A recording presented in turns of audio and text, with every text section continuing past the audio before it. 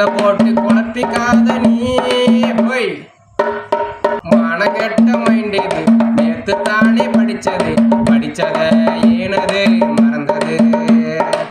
9th history 10வது பாடம் தொழில் புரட்சி அப்படின்றதுல ஒரு முக்கியமான பாக்ஸ் கொஸ்டின் பேஜ் நம்பர் 149ல நீராவேந்திரத்தை வந்து ஃபர்ஸ்ட் ஆரம்பிச்சவர் தாமஸ் நியூகோமன். அதை பட்டி டிங்கரிங் பார்த்து கொஞ்சம் ரீமாடல் பண்ணவர் தான் ஜேம்ஸ் வாட்.